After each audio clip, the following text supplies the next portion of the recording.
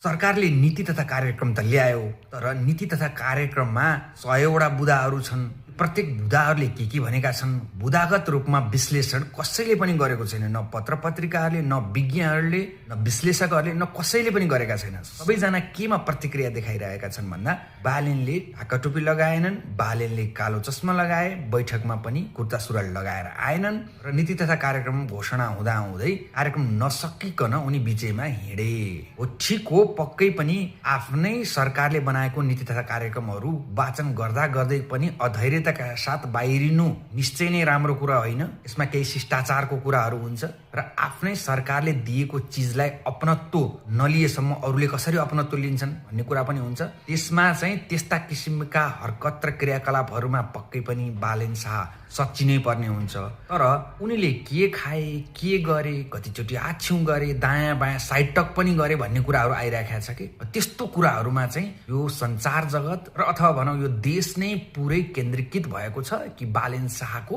व्यक्तिगत एक्टिभिटिज, व्यक्तिगत रहन सहन, लगाई खुवाई यस्तोमा चाहिँ नि फोकस भइरहेको छ।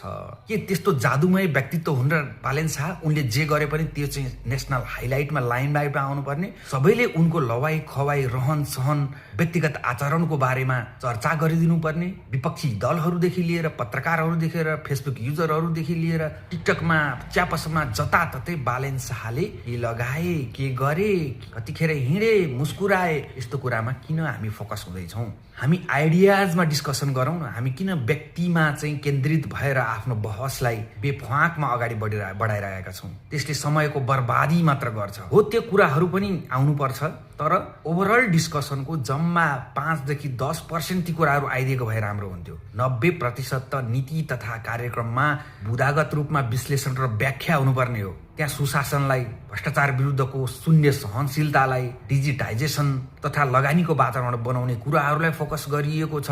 तर त्यहाँ किन परम्परागत कृषि पद्धतिलाई अपग्रेड गर्ने, देशको जीडीपीलाई नै सिग्निफिकेन्ट कन्ट्रिब्युसन गर्नको लागि कृषि क्षेत्रलाई कसरी अगाडि बढाउने र साथसाथै जनशक्ति विकासका कुराहरूलाई पनि कसरी अगाडि बढाउने, यी कुराहरू त्यहाँ समेटिएको छैन। समेट्नु पर्ने हो, सजेसन दिनुपर्ने हो, त्यसमा वाद विवाद हुनुपर्ने हो र नीतिगत कुराहरूमा चाहिँ सुधार ल्याउनको लागि चाहिँ हामीले जोड पहल कदमी गर्नुपर्ने हो। त्यसैमा कसैले पनि डिस्कस गरिएको छैन। बस हामीलाई केमा चिन्ता छ भन्दा बालेन शाहले कति बजे आए, बालेन शाह के गरे, कसो गरे, कोसँग गफ गरे, कति मुस्कुराए, त्यो कुरामा हामीलाई एकदमै टेन्सन छ, एकदम चिन्ता छ। सायद उनले आफ्नो पब्लिसिटी स्टन्टको लागि यस्तै कुरामा यो देश रमाउँछ भनेर आफ्नो नर्मल प्रोसिजरलाई हल्का डेभिएट गर्ने गरेका त छैन।